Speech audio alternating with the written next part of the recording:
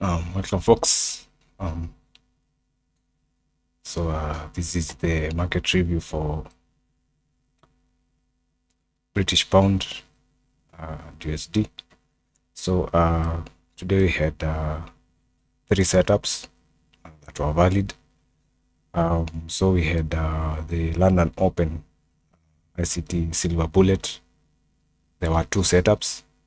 And then now we had the New York Open Silver Bullet. Today there were a total of 3 setups. The first setup was this buy from here to here, aiming for these relative equal highs. And then now we had this sell from here to the midpoint this dealing range.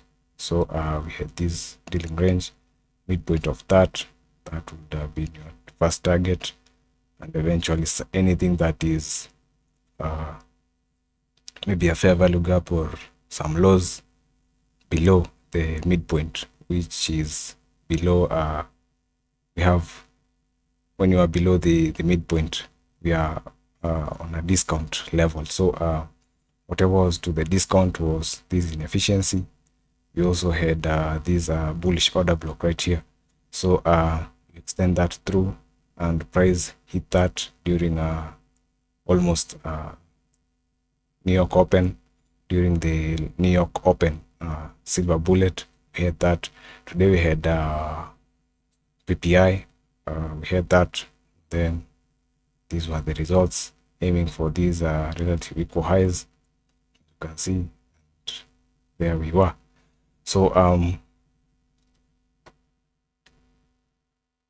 From here to here, that was one setup, then another, then the third setup. So we had a total of 3 setups.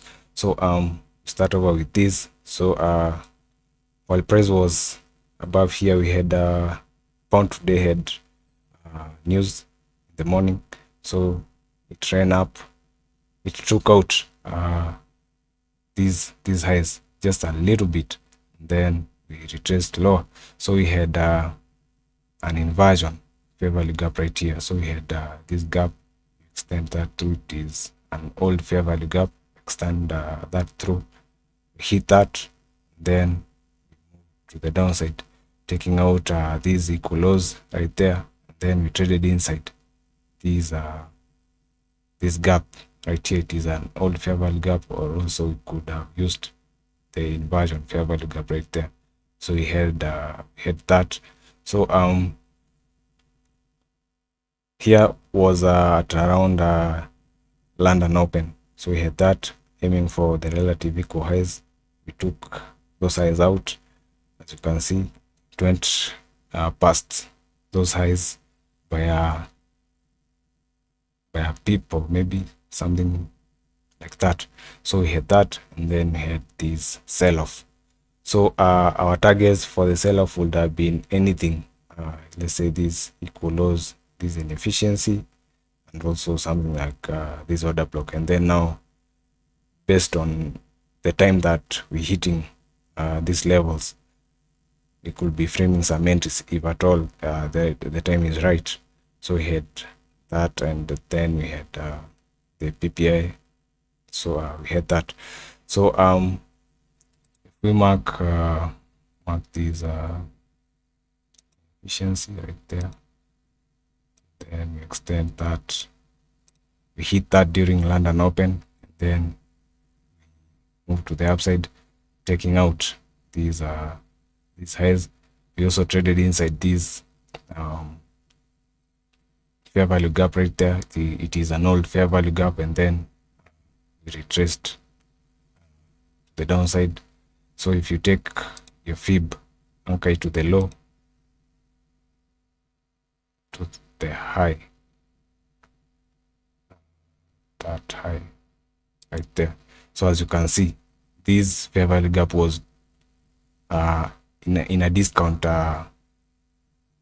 level. So we had that, because you can see this is the 50% of this dealing range. So anything below which is a PDRA below the 50% of this dealing range, that is a discount array. So anything in there, we could be aiming for that. So as you can see, we had two PDRAs. We had this inefficiency, and then we had these with this order block. So you can mark maybe the open or the open of that gap. As you can see, we hit that and then we reversed. So there were two. As you can see, there was no candle close outside this inefficiency. So that shows that price is respecting that level and it is likely to move to the upside. So we had that. So and we had a clear buy side. Let's say if at all you could be aiming for these relative equal highs and eventually maybe this high. So taking partials around this high, as you can see, that was my target. So we hit that going into break even or better. Then we hold on for price to maybe take those highs out. So we had that, and also we had this and this buy. So this was, to me, was the Judah swing. And then now we had the real move. Then now during New York Open, we had these run to the upside, taking out those highs. So if we head over to, let me mark this efficiency right here. Mark that. So if we head over to the 1 minute chart,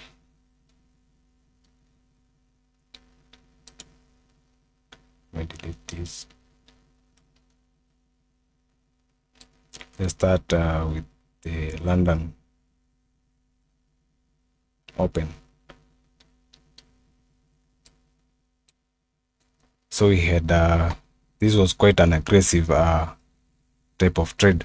So as you can see, these relative equal lows got taken out right here during London Open, and then now we had this reverse. So you could be entering inside this inversion fair value gap. So your entry will be something like that, and then your stop be placed just below that low or below the midpoint of the 15-minute inefficiency. So we had that, and we could be aiming for these highs. So we had that. So that was a total of 6.35 R trade. So that wasn't a bad trade. We hit that, and then now this was still in between the London Open kill zone. So we swept those highs by a little margin. We had that, and then we had this swing low got taken out. We had a shift in market structure.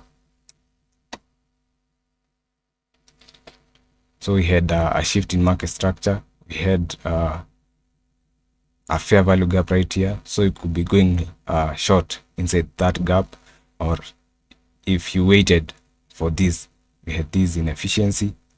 So we traded into that, going short in that, placing your stop just above the midpoint of this inefficiency. So that would have been our short position right there, as it was hitting the old fair value gap. Our stop be placed just above the midpoint, and we'll be aiming, our first targets would be these relative equal lows. So that would have been a 6.77 R trade. So we had that, and if we held on to up to these inefficiency, that would have been, let's say, the midpoint. That would have been a 15.23 R trade. So that was the second trade that we had. So when we went up to a premium level, and if at all you are to use the midnight opening price, let's look for the midnight opening price. Here it is, as you can see. Let me mark that. Is it? We had basically we had that. So as you can see, we went to a premium level just above the midnight opening price. So we went there, took out those highs, and then we had this sell-off. So that was it. If at all you were to use the midnight opening price, so either way, the trade would have been profitable. So we had that. So during New York Open, we had these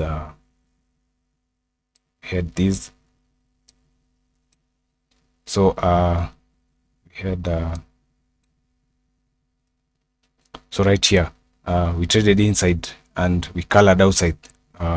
These inefficiency came up again. It left us a fair value gap, so it could be going long inside that gap, and then placing your stop maybe just below this low, because now we had this inefficiency. So our stop would have been just below those lows. So we had that, and then we let the trade play out. So this was the news that came out at 8:30. The PPI, we had this run to the upside, taking out those highs. That was a 6.34 hour trade. So we had that, and if you could have held for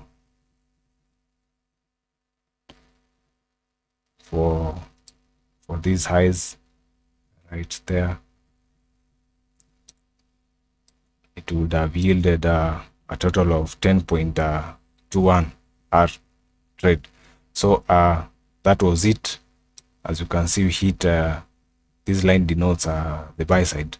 So we hit that, we hit it again, and then here we had a shift in market structure right there, but it got taken out right there because our stop loss would have been above this high. Then we had these, you could have traded, maybe if at all you were to trade, could have traded inside these inversion fair value gap right there, placing your entry there, then your stop just above these highs. So you had that, and as you can see, our price is moving to the downside. So those were the trades that we had today, being on Friday. Yesterday was CPI. Yeah, so I guess that's it. All those trades were sent to I sent these to my Telegram group. We also had this one was sent, but we were taken out, but I did a re-entry on that, and then we had that as our TP.